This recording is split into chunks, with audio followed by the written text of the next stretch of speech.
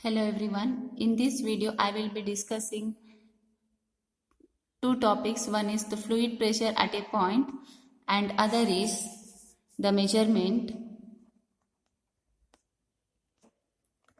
of pressure.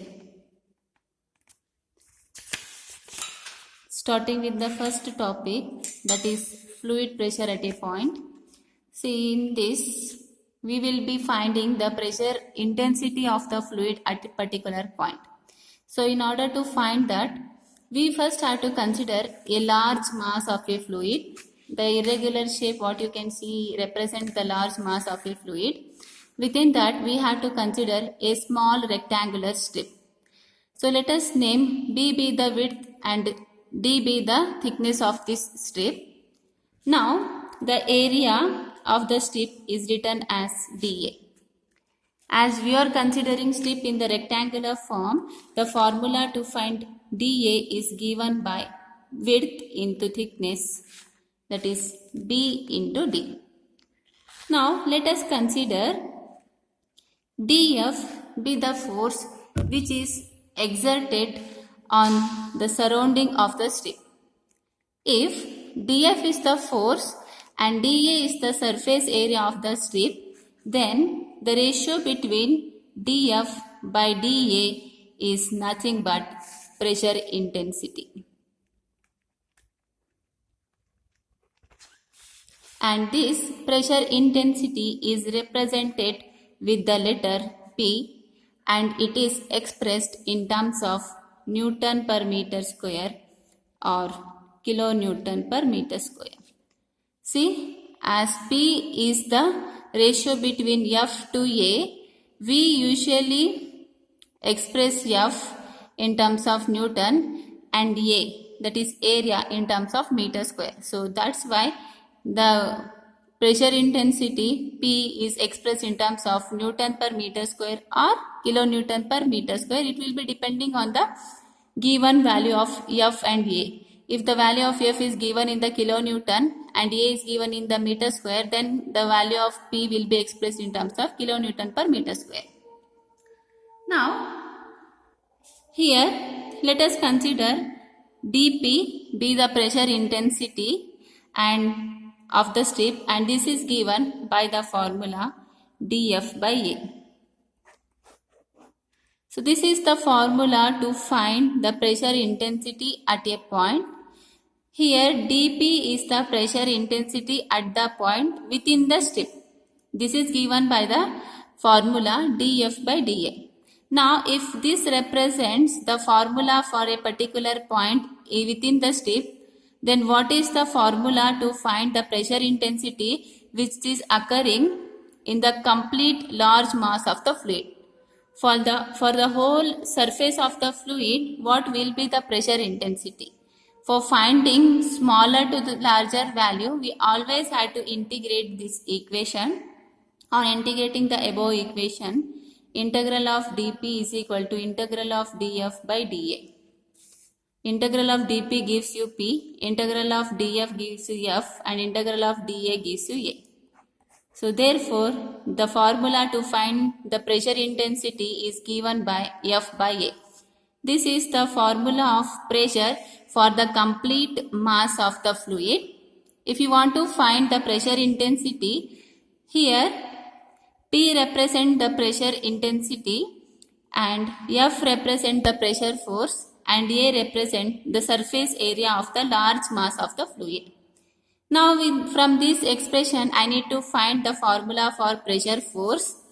Hence the formula for pressure force F is in turn written as P into A. On cross multiplying this equation, you will be getting the formula for F as P into A.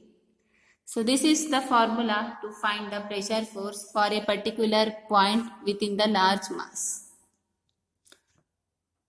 Now let us move to the next topic. The second topic is measurement of pressure. See, the pressure will be measured with two different devices. One is the manometer, other is the mechanical gauges.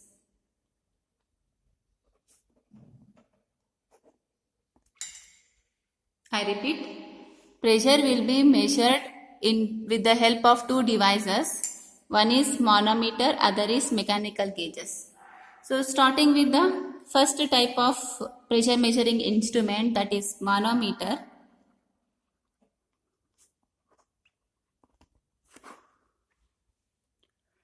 See, the manometer is a device which is used for measuring the pressure at a particular point within the fluid, and this measures the pressure by balancing the column of the fluid on both the sides.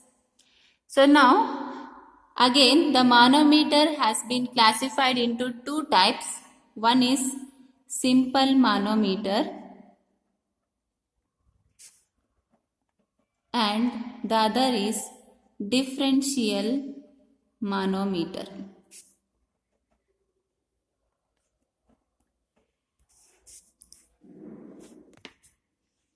What is simple manometer? See, simple manometer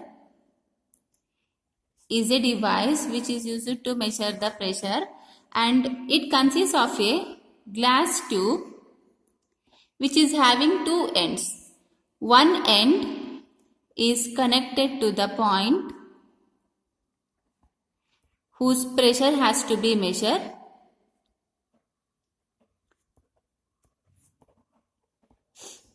and the other end of the manometer is open to the atmosphere.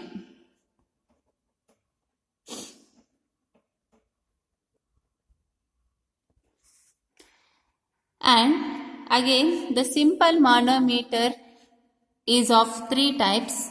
One is piezometer, other is U-tube manometer, and number 3, single column manometer.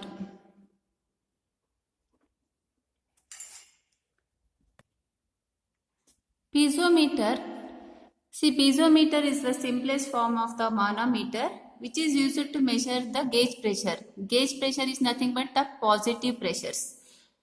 And as I said, manometer is a device which consists of the glass tube whose one end is connected to the point whose pressure has to be measured, and the other end is open to the atmosphere.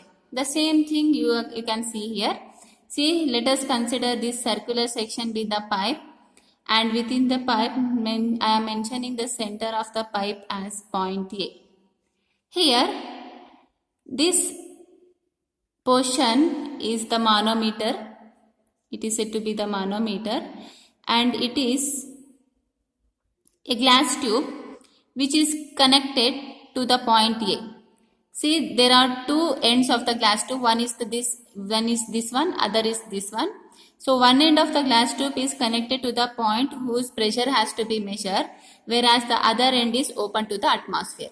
So this is the simplest form of the manometer, and which is used to measure the positive pressures. Similarly, the next type of